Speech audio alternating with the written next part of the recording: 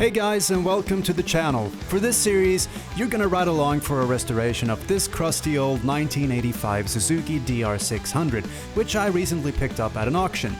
The only thing mentioned in the description was that the engine turned over, and the auction really just had one picture, so I bought the bike, sight unseen, and here we are back in the workshop taking a closer look at my new bike.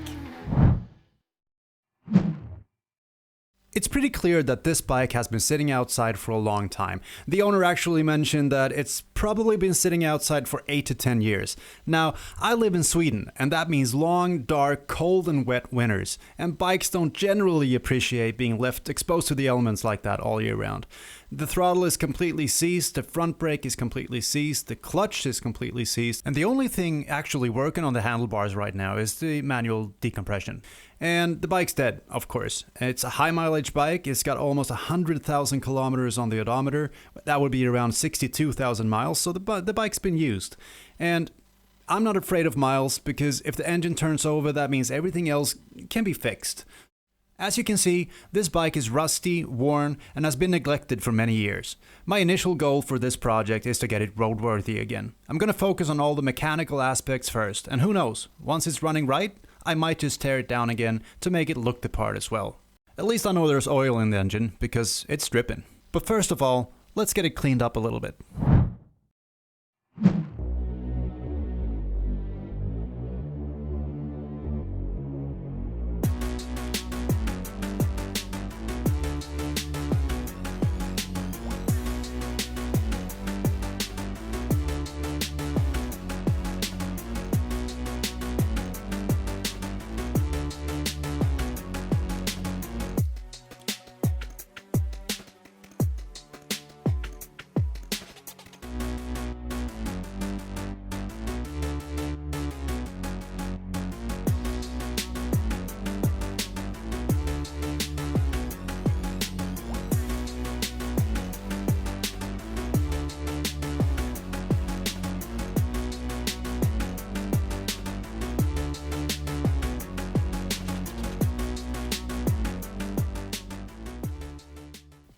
It's always a good feeling to wash off all the old dirt and grime over the years so we can get a better look.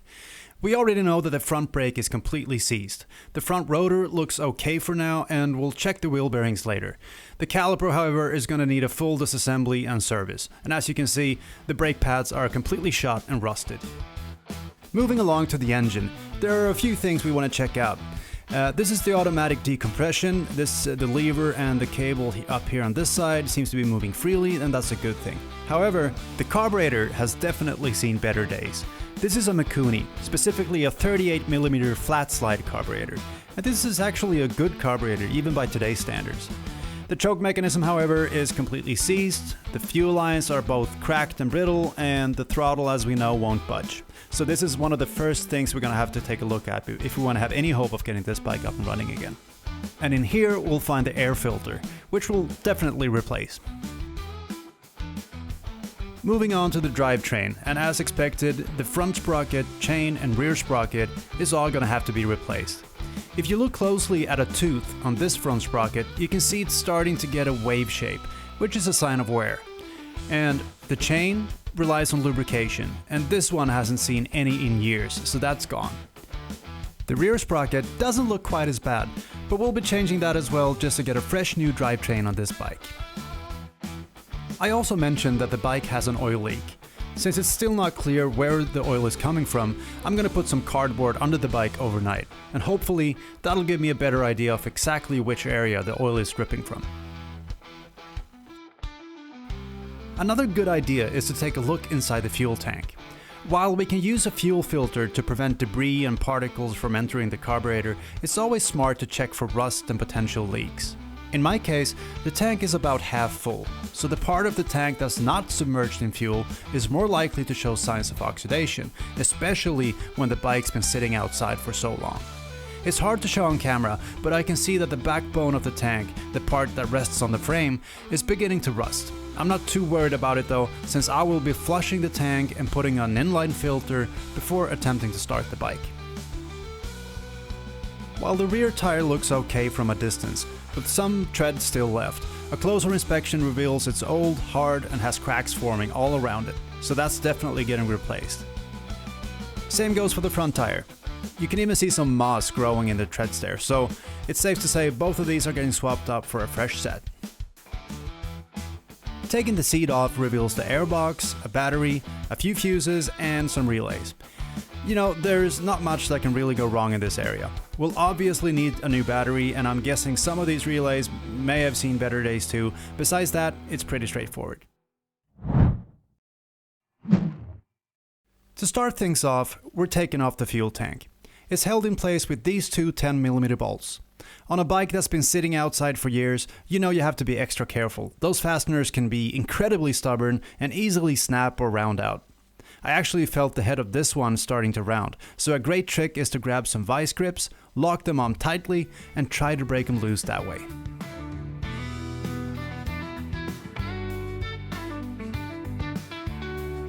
With the bolts and the seat mount out of the way, the next step is to make sure your fuel is turned off and that the fuel line is disconnected. Then you can simply pull the tank straight back and set it aside.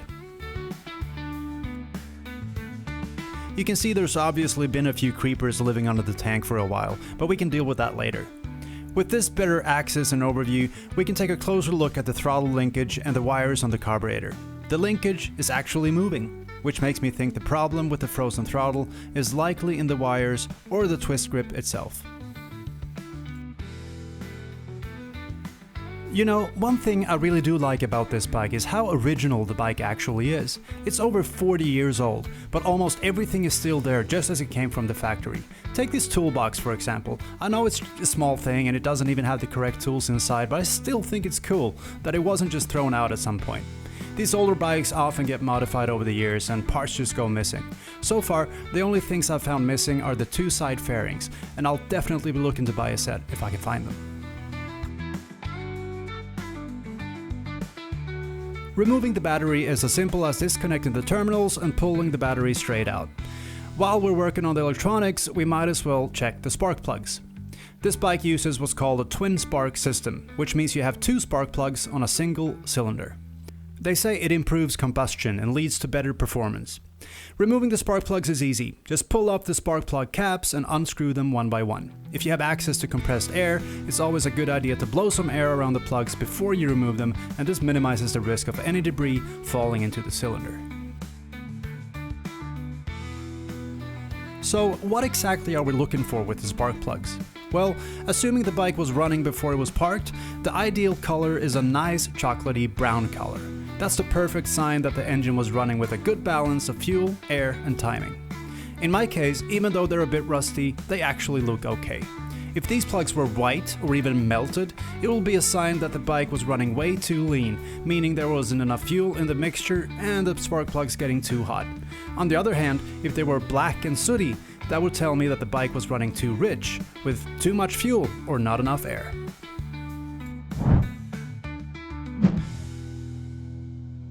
Time to remove the carburetor, which is in dire need of some attention.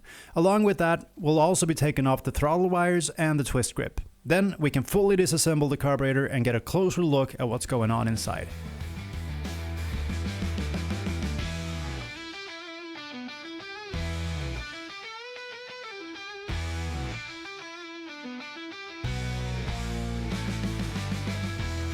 With the carburetor now on the workbench, I'll carefully disassemble it, paying close attention to any issues I might find. With the intake boot removed, it's always a good idea to check it for cracks as well. This one also uses an O-ring to seal against the cylinder, so we'll be checking that as well.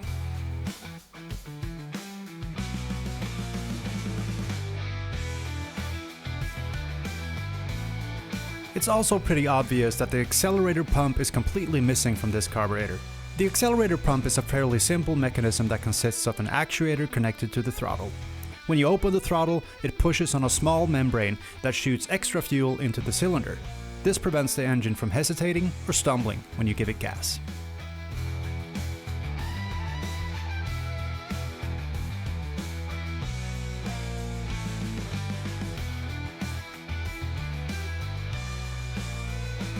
I'm also noticing that one of the posts for the float is welded on. It doesn't look very good, but it seems to be straight and working for now. I'm starting to think about replacing this whole carburetor, but we'll try to clean it up first and see if we can find the parts we need.